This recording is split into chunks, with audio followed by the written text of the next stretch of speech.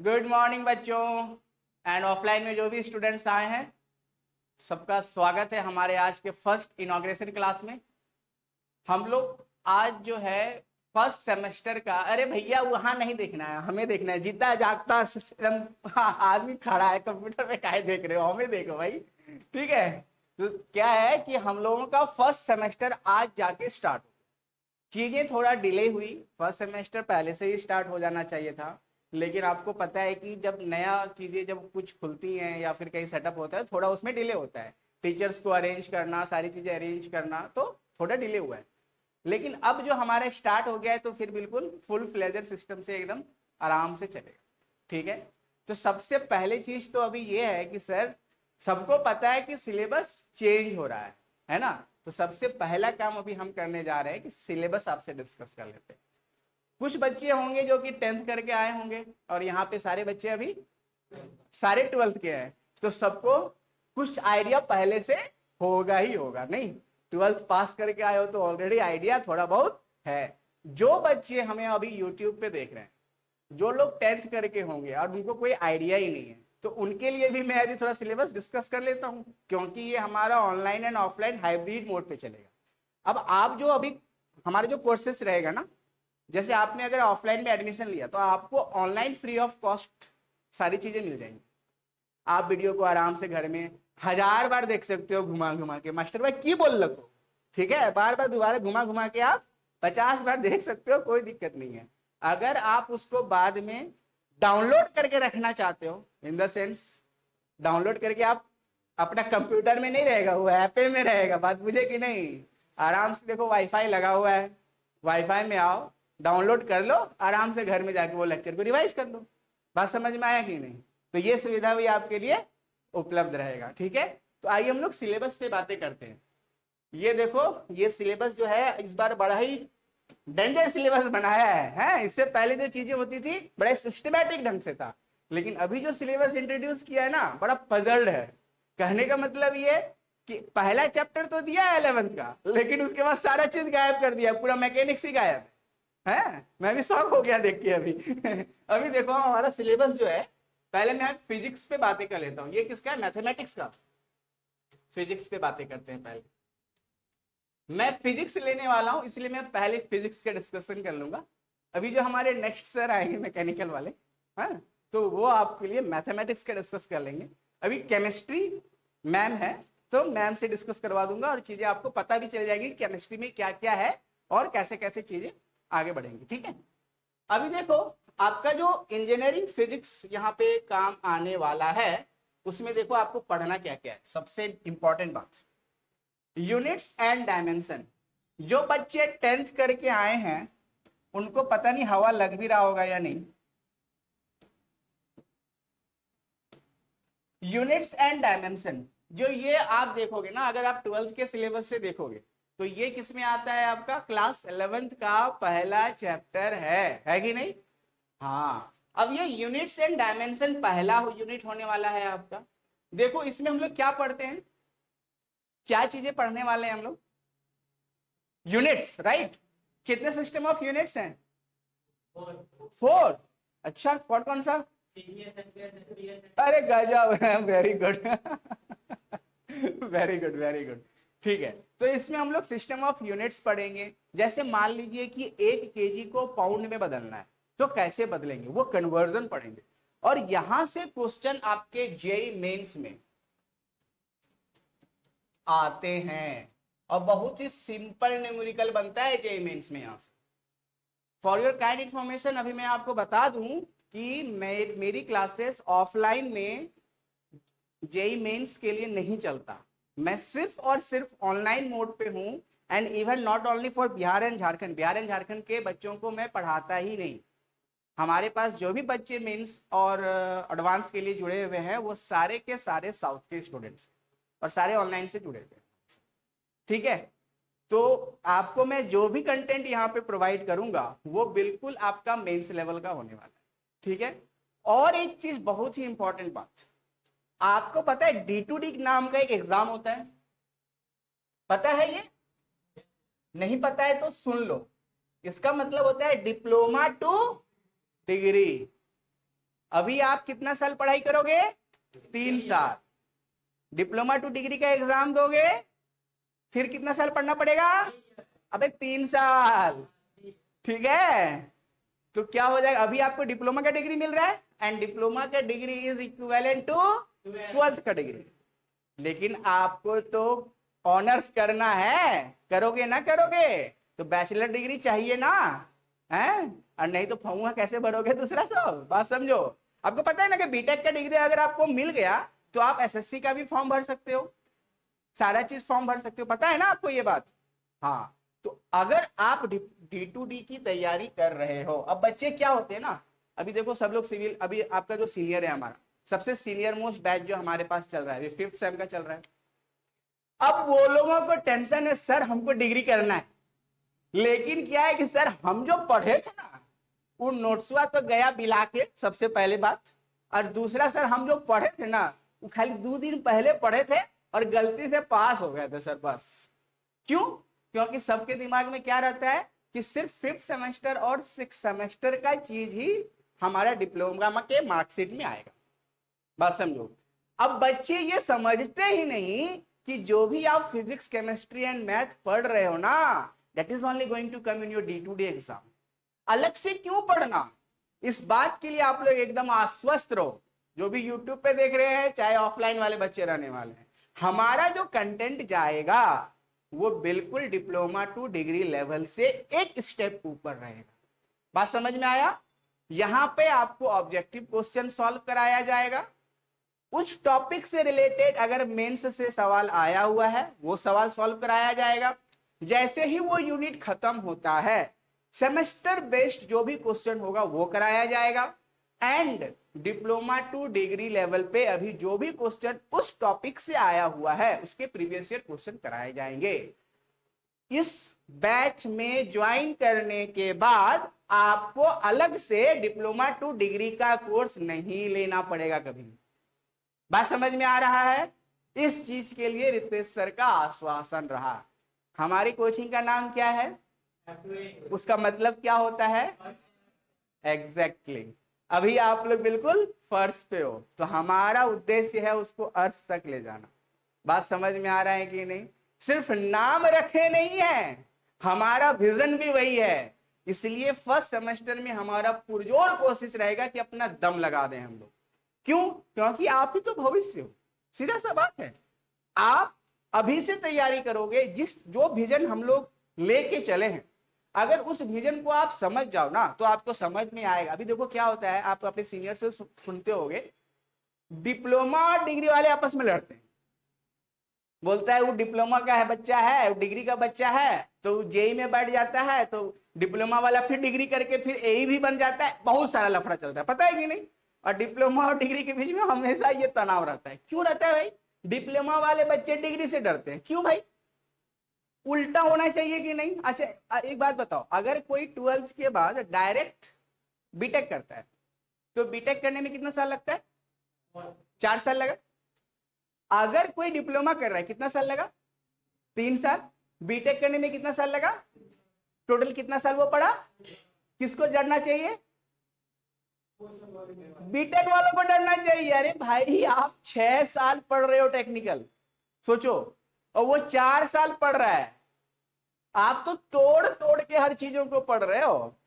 किसका कॉन्सेप्ट ज्यादा क्लियर होना चाहिए? ऑब्वियसली यार, डिप्लोमा करने के बाद जो डिग्री करेगा, है कि नहीं? तो सीधा सा बात है, आपको डिप्लोमा करने के बाद डिग्री करना है।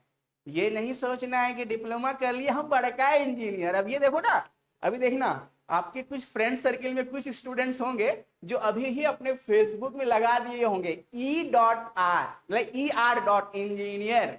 अगर नाम श्याम है तो पहले लिए इंजीनियर श्याम बाबू है। बात समझ में आ भैया, फील लो, लेकिन उसके साथ वो मेहनत भी करना है आपको। बात समझ में आ रहा है कि नहीं? आइए हम लोग अपने टॉपिक्स पे आते हैं, टॉपिक पे भटक जा रहे हैं मैं, आ जाओ। तो यूनिट्स एंड मेजरमेंट आपका पहला होने वाला है। दूसरा क्या है? देखो अब यहाँ पे जो आप अगर 11th के सिलेबस से देखोगे ना, सीधा इसके बाद मैकेनिक्स है, लेकिन मैकेनिक्स पूरा गायब कर दिया सिलेबस। अब ये बहुत इंपॉर्टेंट है, क्योंकि that mechanics is going to be helpful in like your any JE exams. आप जब किसी एसएससी जेईई के एग्जाम्स में बैठोगे ना तो आपका इंजीनियरिंग मैकेनिक्स एक टॉपिक आता है, लेकिन ये कब दिया हुआ पता है? सेकेंड सेम में। ठीक है, बड़ा ही विचित्र ढंग से बनाया है इस बार सिलेबस। अब देखो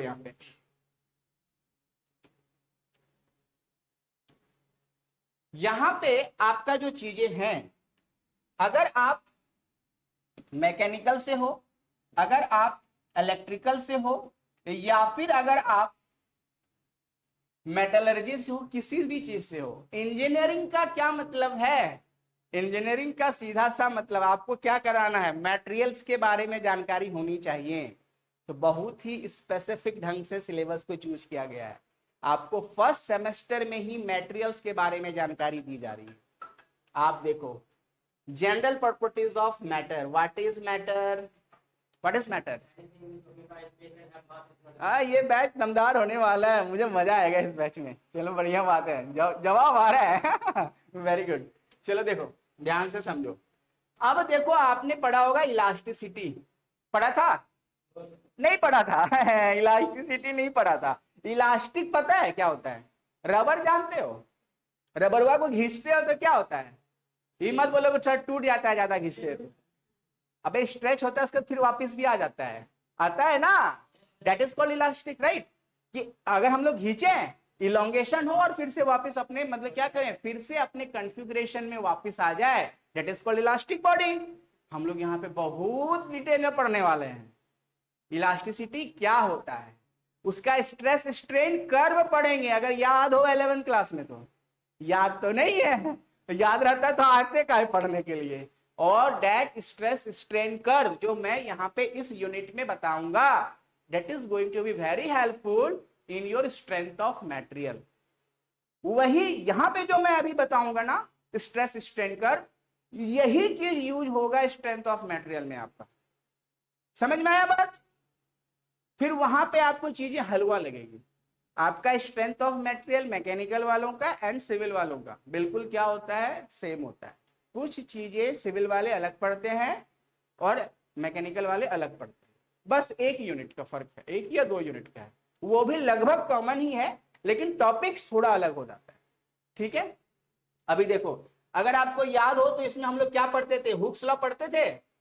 कहाँ दिया है हुक्स लॉ? देखो दिया है, हुक्स लॉ दिया है ना। अब ये हुक्स लॉ से बहुत अच्छा अच्छा न्यूमेरिकल बनता है। हम लोग यहाँ पे सिर्फ हुक्स लॉ नहीं पढ़ेंगे हम लोग। अरे हुक्स लॉ तो सिर्फ बच्चा लोग पढ़ता है 12th वाला सब। हम लोग तो इंजीनियरिंग कर रहे हैं, हमारा काम है ही है हुक्स लॉ के बाद पढ़ना।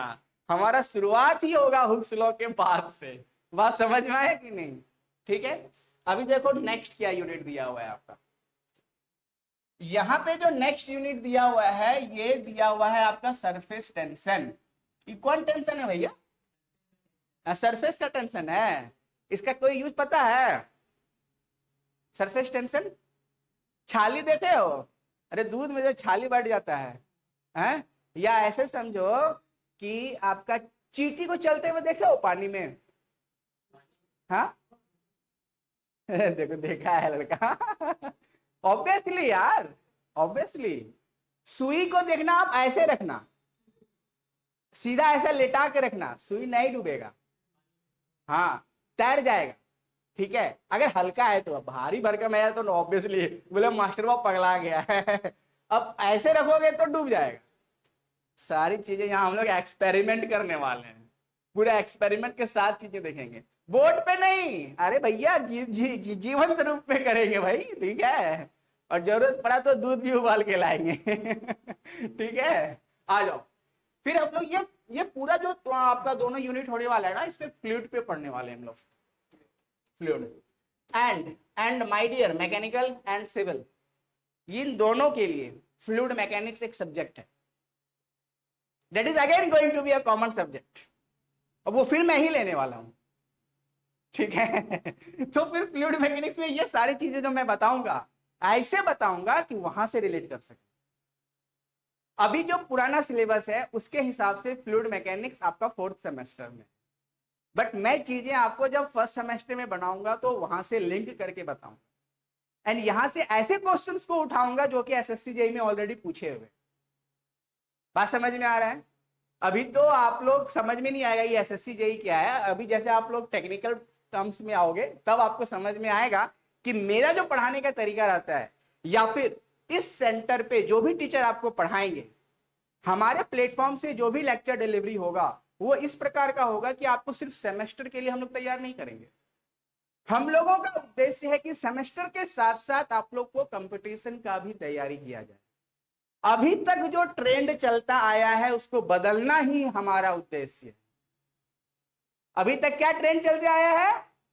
कुछ क्वेश्चन बता दिए, थोड़ा बहुत पढ़ा दिए, बच्चा खुश, मास्टर खुश, बोरिया बिस्तर बांध के गायब। यही हो रहा है, असल में यही हो रहा है। नोट्स दे दिए, पढ़ लिया, हो गया। नहीं भैया, हमारे इस ट्रेंड को बदलना है। इस ट्रेंड को बदलेंगे, आप ही लोगों के बैच से बदलेंगे। ठीक है, और आपको ये जीवंत मिल भी जाएगा। आप हमारे साथ जुड़ो चाहे नहीं जुड़ो, यूट्यूब पे हर चीजें आपको अपडेट मिलते रहेंगे। ठीक है, हम लोगों का सीधा सा काम रहेगा कि जो भी टॉपिक आ रहे हैं, अभी आ रहा है, जैसे ये मैं बताया आपको कि ये फ्लूइड मैकेनिक्स से रिलेटेड है, तो जो टॉपिक अभी हमारा किसी नेक्स्ट सेमेस्टर में पढ़ना है उससे रिलेटेड है, तो वहां से क्वेश्चंस को निकाल के आपको अभी सॉल्व कराया जाए। इससे क्या होगा, क्या फायदा है इससे? अरे भैया, जब आप उसको वहां पे पढ़ोगे ना तो आपको समझ में आएगा ये तो हमारा मास्टर पहले ही बता दिया है। बात समझे कि नहीं? अभी जैसे हम आपसे पूछे कि कितना सिस्टम ऑफ यूनिट है, आप धड़धड़ाले कैसे बोल दिए? कॉन्फिडेंस आया ना? आया ना कि हम तो पहले से पढ़े हुए हैं। यही कॉन्फिडेंस वहां पे आएगा। साइकोलॉजी के साथ भी बच्चों के साथ खेलना होता है ताकि बच्चे समझ पाए कि मोटिवेट कैसे रहें। नहीं तो क्या हुआ, बस यही पढ़े और उसके बाद फिर सेकेंड सेमेस्टर में कोई ऐसा टॉपिक आ गया जहां पे कुछ समझ में ही नहीं आया। क्या फायदा ऐसा पढ़ाई करके?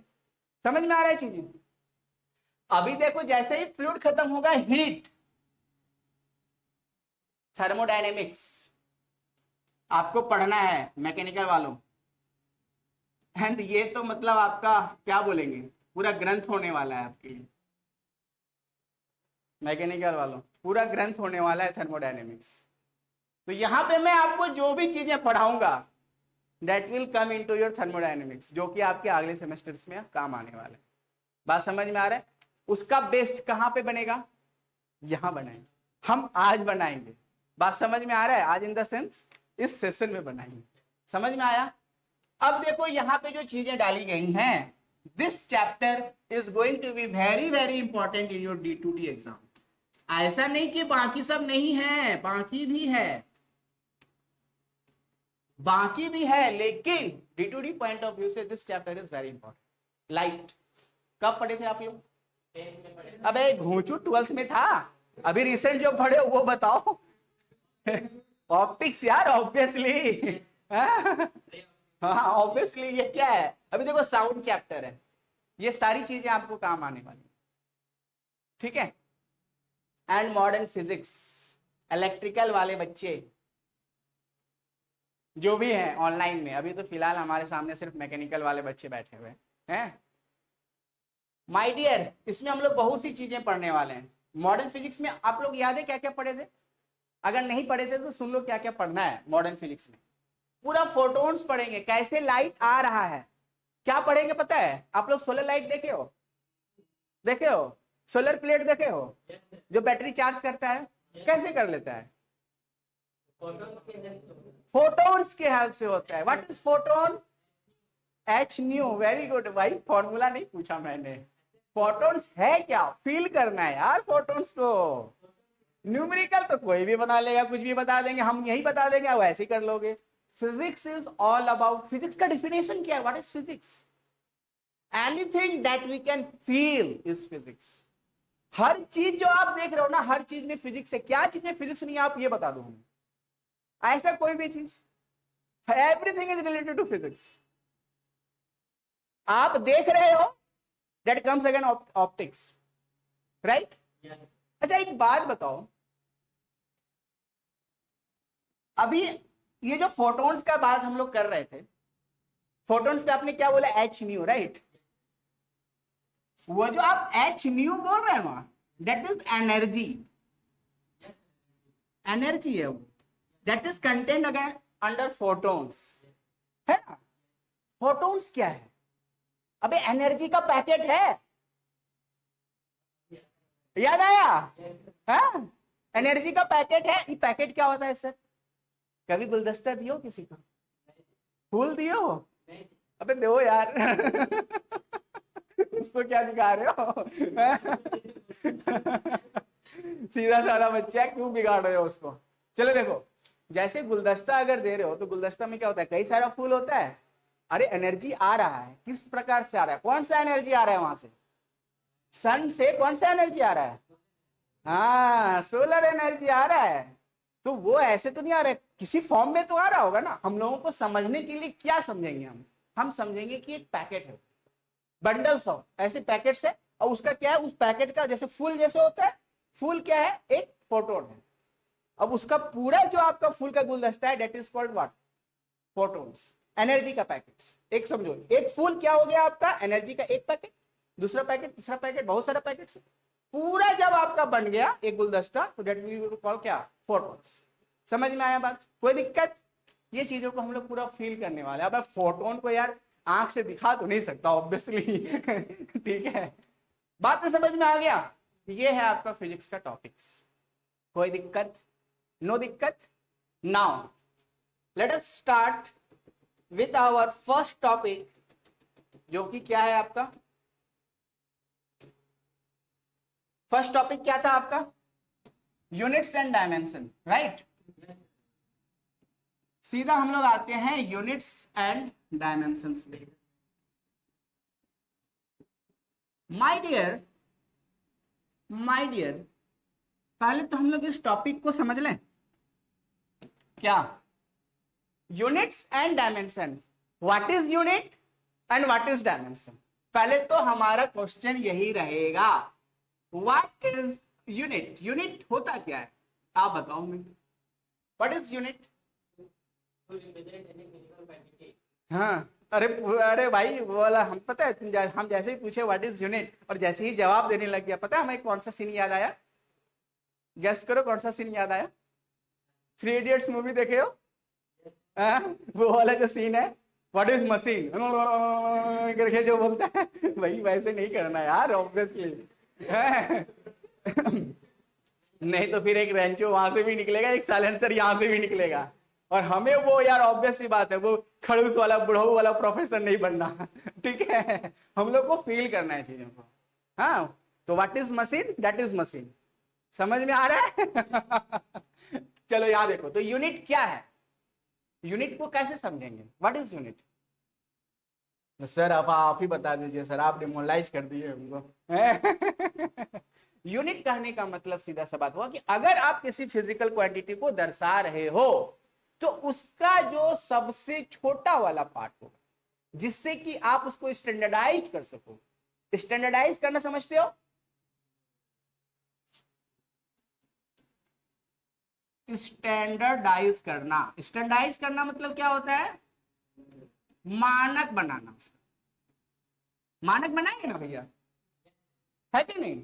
कि जैसे अगर हम जा रहे हैं वजन नापने के लिए, तो वजन कैसे नापोगे? केजी से नापोगे। मास, अच्छा मास एंड वेट में डिफरेंस है, वो सारी चीजें हम लोग इस पर डिस्कस करेंगे। हाँ, डोंट वरी माय डियर्स, ठीक है? तो मास को आप मेजर करोगे, केजी में मेजर करोगे। अच्छा केजी में आप बटखरा समझते हो? बटखरा समझते हो? तो आप जब जाते हो तो क्या करते हो, वहां पे बोलते हो ना 1 किलो दो या 2 किलो दो, तो वो जो केजी वर्ड यूज करे वो क्या कर रहा है, वो क्या बता रहा है आपको? वो ये बता रहा है कि हमको किस मानक में देना है। नहीं तो यूनिट्स का डिफिनेशन अगर हम लोग बोलेंगे तो क्या बोलेंगे? इट इज द स्टैंडर्डाइज्ड, क्या बोलेंगे बोलो? क्या इट इज द स्टैंडर्डाइज्ड, क्या आगे? It is the standardised form to represent of physical quantity. बोलो, नहीं बोलो बाबू। Yes sir. हाँ यस सर बोलना है। अच्छा हमारा पहला क्लास है ना तुम लोगों के साथ, इसलिए तुम लोग को अभी हैबिट नहीं हुआ है। ये यस सर वाला बात जो होता है ना, बहुत तगड़ा होता है। अबे हर सब जगह पे यस सर नहीं बोलना है फिर, ठीक है? तो जब भी हम बोले तो बोलना है। हाँ चलो, हाँ हाँ ठीक है बाबू। चलो अच्छा, यूनिट्स एंड डायमेंशन स्टार्ट करने से पहले अगर मैं आपसे एक चीज पूछूं, ये क्या हो गया, आ जाओ। अगर मैं आपसे पूछूं कि सर वो तो बात की बात है, पहले आप ये बताइए कि सर मेजरमेंट क्या होता है? What is measurement? मापना, हिंदी में मापना। But what is measurement? How would you define what is measurement? Definition क्या है, वही वाला बात है। डिफिनेशन क्या है, याद है? बताओ क्या है मेजरमेंट? कोई बात नहीं, हम बता रहे हैं, सुनो ध्यान से। चीनी लेने गए हो, क्या मम्मी चीनी लेने के लिए भेजी है? हाँ, दुकानदार क्या करता है, एक बटखरा में 1 किलो का इधर रखा, मतलब ऐसे समझो तराजू है, तराजू का एक पल्ला में 1 किलो का बटखरा रखा। अच्छा, वो जो 1 किलो का बटखरा है उसका वजन कम हो रहा है क्या? आज 1 किलो तो अगला दिन बढ़ जाएगा क्या या घट जाएगा क्या? वो तो उतने रहेगा जब तक चुंबक नहीं लगाए। है कि नहीं? वो तो 1 केजी का बटखरा उतना ही रहेगा। अब दुकानदार क्या करता है? दुकानदार करता है, एक पलरा में रखा आपका बटखरा और दूसरा पलरा में क्या रख रहा है? चीनी रख रहा है, धीरे धीरे करके। मतलब इधर क्या है? अननोन क्वांटिटी, इधर क्या है? Known quantity. अब देखो, पहले पलरा ऐसे था, जैसे जैसे चीनी आ रहा है वैसे वैसे ऐसे हुआ। गलती से अगर ऐसे हुआ तो टेंशन आ जाएगा दुकानदार को, नहीं आ जाएगा? तुरंत निकालेगा। फिर अगर कम हो गया तुमको टेंशन आ जाएगा, है? फिर क्या करेगा? फिर वो बैलेंस करेगा। तो क्या किया वो? ये जो हो रहा है, ये क्या हो रहा है? कंपैरिजन। नहीं हो रहा है? हाँ, कभी ज्यादा हो जा रहा है, कभी कम हो जा रहा है। तो what comparison? Comparison between unknown quantity. नहीं, इधर अननोन क्वांटिटी है कि नहीं? इधर तो चीनी डाल रहे हैं, इधर क्या है? बटखरा is a known quantity. So what is measurement? Measurement is a comparison between an unknown quantity with the known quantity. बात समझ में आया? जो डिफिनेशन समझ में आ गया? क्या लिखेंगे? बोले बाबू, it is a comparison, it is a comparison between क्या? अननोन क्वांटिटी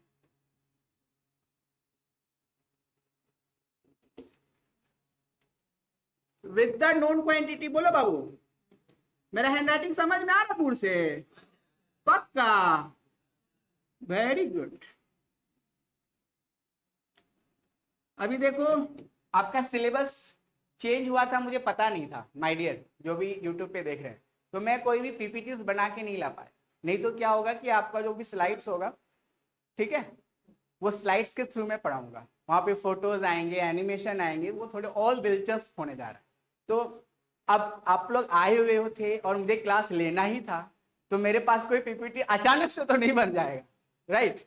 तो अभी जो चीजें हैं मैं फोटोज के थ्रू आपको नहीं दिखा पा रहा, बट फिर भी मुझे पता है कि मेरा क्लास आपके लिए इंटरेस्टिंग हो रहा है ना? समझ में आ रहा है चीजें? भाई इससे ज्यादा मजेदार नहीं हो सकता, इससे ज्यादा मैं स्टैंड अप कॉमेडी नहीं कर सकता। ठीक है, चलो मेजरमेंट समझ में आ गया? पक्का? अगर मेजरमेंट समझ में आ गया माय डियर, तो मेजरमेंट में हम लोग क्या करते हैं? एक वर्ड मैंने लिखा मेजरमेंट में, देखो देखो ध्यान से, कहां गया जी? हाँ यहाँ पे है, देखो। मेजरमेंट में मैंने एक वर्ड लिखा, that is comparison between unknown quantity. Which quantity? कौन सा क्वांटिटी? अब एक घोंचू फिजिकल क्वांटिटी, समझे? ये कौन सा क्वांटिटी है?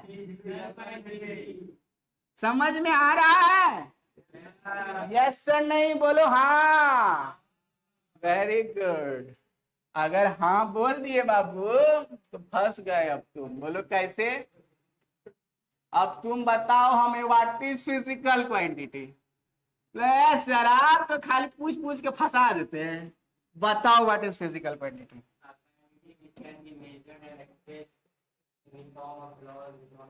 अरे बाप रे, ये तो पक्का रट्टा मार के आया है, सब चीज है। चलो, फिजिकल क्वांटिटी क्या है बताओ? एनीथिंग, बोलो एनीथिंग। क्या बोले? बस इतने है, उससे ज्यादा नहीं। And that can be represented in mathematical form, simple definition. ऐसा कोई भी चीज जिसको आप मेजर कर सकते हो, that is a physical quantity. वजन मेजर कर सकते हो ना, that is a physical quantity, right. Velocity measure कर सकते हो ना, डिस्टेंस कर सकते हो ना, फोर्स कर सकते हो ना, प्यार कर सकते हो। यही तो नहीं होता सर, हैं? काश ऐसा होता तो हम लोग भी मेजर कर लेते हैं, फिर तन्हाइयों में जिंदगी नहीं गुजारनी होती हैं। चलो आओ, तो क्या लिखेंगे? Anything that can be measured, देखो ध्यान से, anything that can be measured, क्या हो गया? बच्चे शर्मा गए हैं? सर अभी आप क्या जानिएगा। Anything that can be measured and represented in mathematical form, है कि नहीं? पक्का?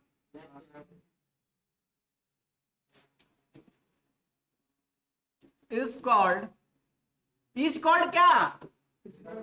इज कॉल्ड के बाद तो महारत हासिल है क्या जी? 10th तक तो यही की हो, is called, is known as, is termed as है। क्या? चलो, तो ये था हमारा फिजिकल क्वांटिटी का डिफिनेशन। अब फिजिकल क्वांटिटी को दो पार्ट में डिवाइड किया गया है, मालूम है? नहीं मालूम है तो मारबो करेंगे। तो सब लोग बोल रहे हो कि पढ़ के आए हैं सर, बताओ जल्दी जल्दी, कितना को फिजिकल क्वांटिटी होता है? अरे गजब, कौन कौन सा? वेरी गुड, लिखो। पहला क्या है? फंडामेंटल फिजिकल क्वांटिटी, पहला है। अरे बाबू साहब, यहाँ दादी नानी का कहानी चल रहा है क्या? हमको लगा इसमें भी बोलोगे यस सर। तो कॉपी खोलो ना जी। फंडामेंटल फिजिकल क्वांटिटी, और दूसरा क्या है? Derived physical quantity.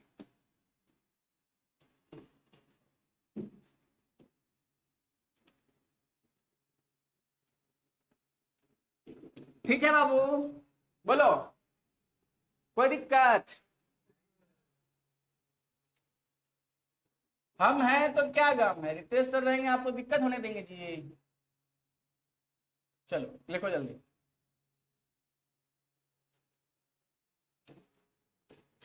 ये फंडामेंटल फिजिकल क्वांटिटी क्या होता है भैया? ए बाबू, ये फंडामेंटल फिजिकल क्वांटिटी क्या होता है? हैं जैसे?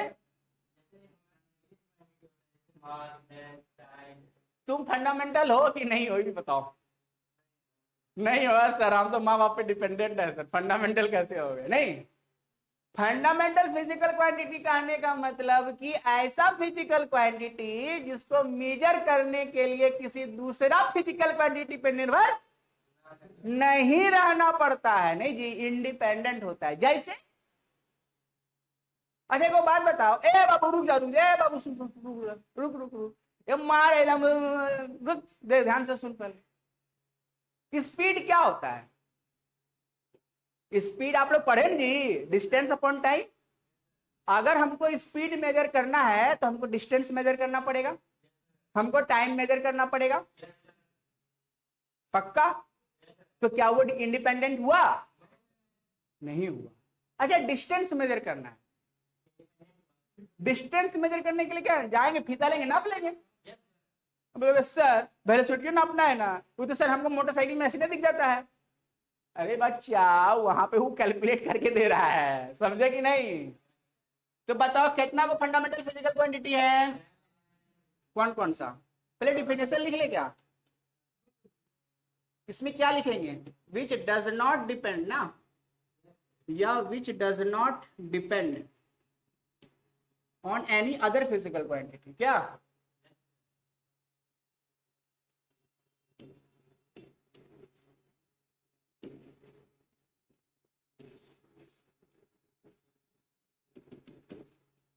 ठीक है, बताओ कौन कौन सा है। सबसे पहले लंबाई, लंबाई नापेंगे, और क्या नापेंगे, मास नापेंगे, और लेंथ मास टाइम तो सबसे इंपॉर्टेंट पार्ट नहीं। और बताओ टेम्परेचर, वेरी गुड। और बताओ, हो गया टाटा फिश, अरे शाबाश, लुमिनियस इंटेंसिटी। और बताओ, नहीं नहीं नहीं नहीं नहीं नहीं, हाँ एग्जैक्टली लुमिनियस इंटेंसिटी। और क्या है, अमाउंट ऑफ सब्सटेंस। अब बच्चा लोग सोच रहा होगा यूट्यूब वाला सब, ये मास्टर हुआ तो खाली लिख रहा है, होता क्या हमको मालूम है नहीं है, क्या होता है अगला क्लास में डिस्कस करेंगे। सस्पेंस। और सातवां छूट गया, सात को होता है ना, क्या, इलेक्ट्रिक करंट नहीं, 7, 7 किसका नंबर है, जर्सी नंबर, थाला, हाँ थाला for reason. Electric current fundamental है, देख रहे हो, समझ में आया बात। बाकी चीजें हम लोग डिस्कस करेंगे नेक्स्ट क्लास में, ठीक है। अरे बाबू खत्म नहीं हो रहा है, अभी मैथ्स का क्लास चलेगा, ठीक है।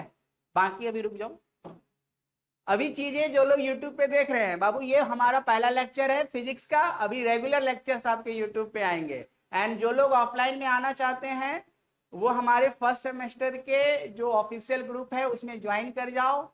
एंड अभी ऐप आप लोग डाउनलोड कर लो, सारी चीजें हम लोग ऐप में भी डाल देंगे, ठीक है। Okay then, bye, good bye.